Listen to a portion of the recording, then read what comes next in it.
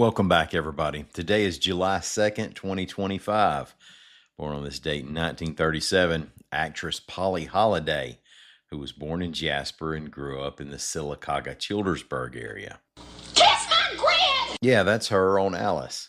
It's been reported that she hasn't said that phrase since the show ended. Now, that's probably a hard thing to prove, but Polly, if you're listening and would like to go on a podcast and say kiss my grits to all the people who've asked you to say kiss my grits over the years, we can help. Also, 1939, Temptations baritone Paul Williams of Birmingham.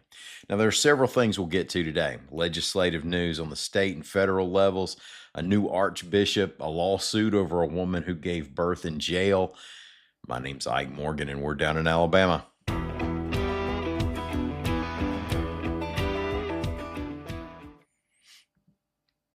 Starting a business can seem like a daunting task, unless you have a partner like Shopify. They have the tools you need to start and grow your business. From designing a website to marketing to selling and beyond, Shopify can help with everything you need. There's a reason millions of companies like Mattel, Heinz, and Allbirds continue to trust and use them. With Shopify on your side, turn your big business idea into... Sign up for your $1 per month trial at shopify.com/special offer.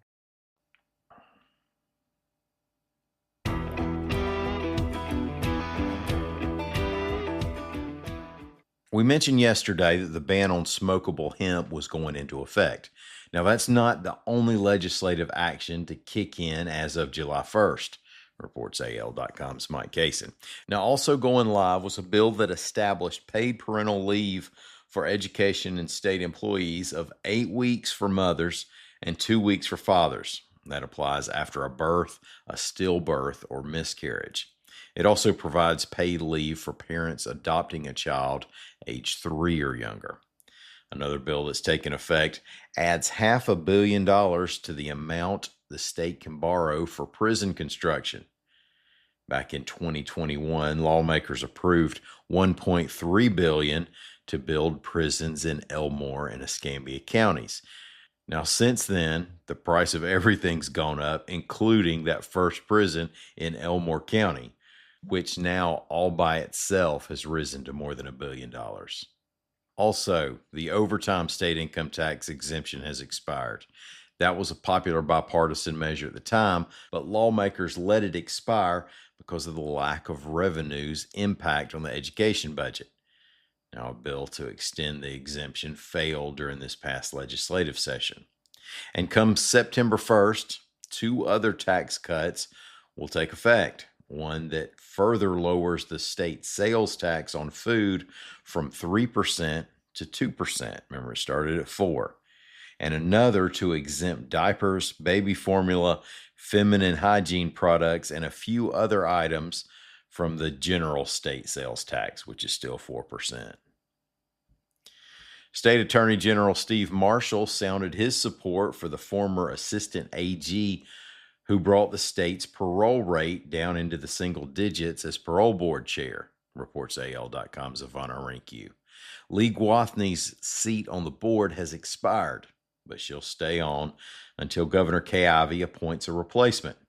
Now, Marshall hopes that's a reappointment for Gwathney. The formal request he sent to Ivey was signed by 76 people in law enforcement, including sheriffs and district attorneys.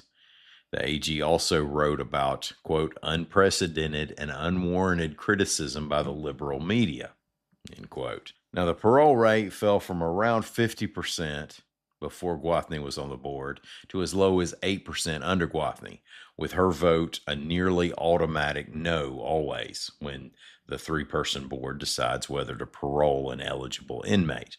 2 former Alabama Supreme Court Chief Justices, Republican Roy Moore and Democrat Sue Bell Cobb, were among those who expressed concern over the lack of paroles being granted, with Moore calling the system broken.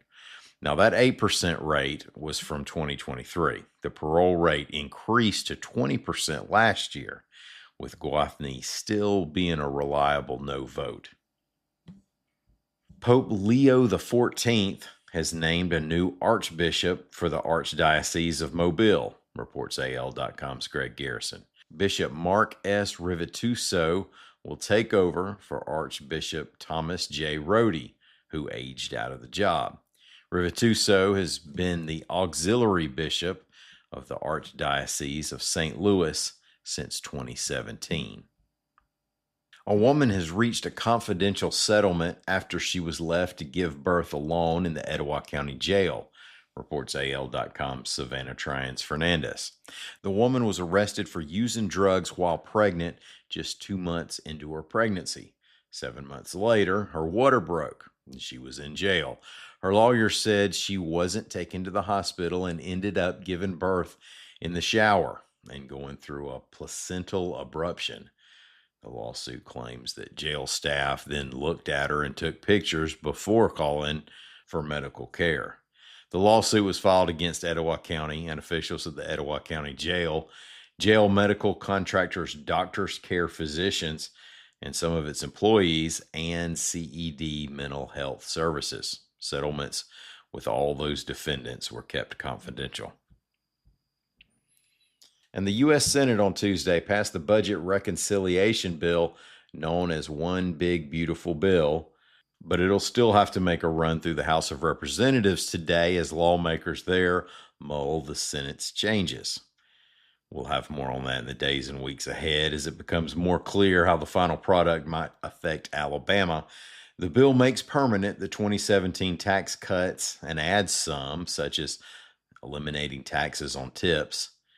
Cuts and changes to the food stamps and Medicare programs are frustrating Democrats, and some Republicans. Advocacy groups such as Alabama Rise have warned of large numbers of people in Alabama losing access to those programs, as well as how that will affect rural hospitals and grocery stores. Efforts were made in the bill to counter one of those by putting more money into a rural hospital fund. Another amendment scrapped a provision that would have stopped states from regulating artificial intelligence for 10 years. Meanwhile, some traditional conservatives are crying foul over the bill's effect on the high-flying federal budget deficit. Senators Tommy Tuberville and Katie Britt of Alabama supported the bill. Thank y'all so much for listening to us. Hey, one great way to help us stick around and do what we do here is give us a rating on whatever app you use. Maybe leave a comment even. And of course, when your friends ask, where can I find news that isn't full of it?